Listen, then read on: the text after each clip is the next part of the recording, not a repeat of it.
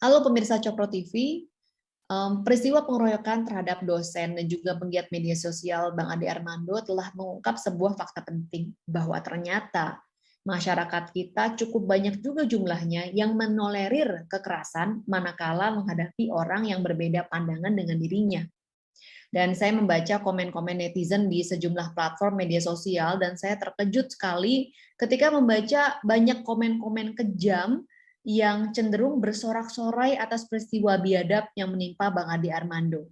Salah satu alasan yang kerap dipakai sebagai pembenaran atas peristiwa itu adalah tuduhan bahwa Bang Ade Armando telah melakukan penistaan terhadap agama.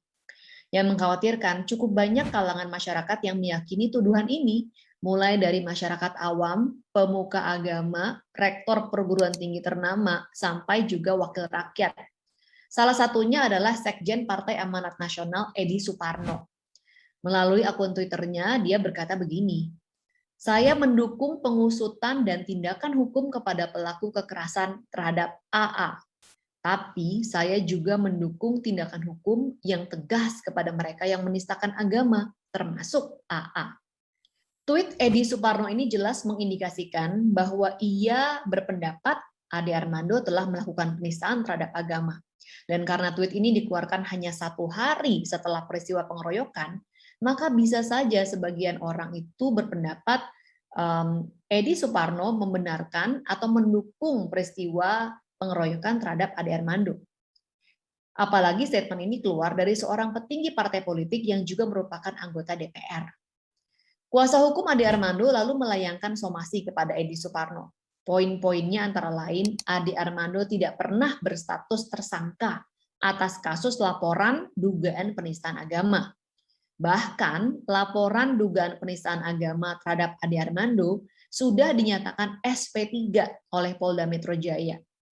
Menurut kuasa hukum Ade Armando, tweet Edi Suparno bisa mengarah kepada pencemaran nama baik dan juga berita bohong. Perbuatan Edi Suparno telah merugikan dan dinilai membahayakan keselamatan baik fisik dan juga mental Ade Armando. Sampai video ini ditayangkan, cuitan tersebut masih ada di lini masa Edi Suparno. Meresponi laporan ke polisi ini, Wakil Ketua Mahkamah Kehormatan Dewan Habibur Rahman menyatakan kebingungannya atas somasi tersebut.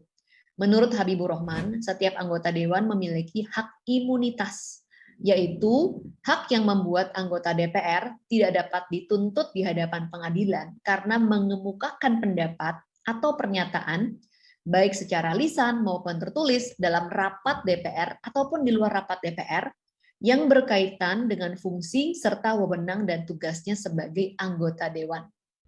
Apakah ini artinya anggota DPR itu kebal hukum? Yang saya pahami, hak imunitas melekat kepada setiap anggota dewan manakala terkait dengan fungsi dan wewenang serta jabatannya sebagai legislatif. Ketika seorang anggota dewan melakukan pelanggaran hukum, apalagi yang tidak terkait dengan fungsi, wewenang, dan tugasnya sebagai legislatif, maka ia dapat diproses secara hukum. Undang-Undang MD3 ini memang kontroversial sekali. Tahun 2018 silam, ada seorang anggota DPRD di Maluku Tengah yang menabrak seorang pengendara ojek hingga tewas. Namun, gara-gara Undang-Undang MD3, prosedur yang harus ditempuh oleh pihak kepolisian untuk memeriksa anggota dewan tersebut menjadi rumit. Antara lain, harus ada izin gubernur untuk memeriksa si anggota DPRD.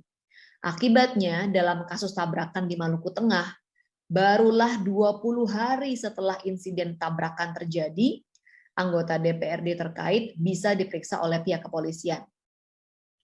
Nah, berangkat dari peristiwa di Maluku Tengah tersebut, Partai Solidaritas Indonesia mengajukan uji material terhadap pasal-pasal kontroversial di Undang-Undang MD3.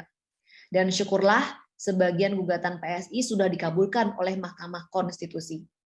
Pasal yang berhasil dibatalkan antara lain pasal 73 ayat 1, di mana DPR dapat meminta Polri untuk memanggil paksa setiap orang yang menolak memenuhi panggilan dewan.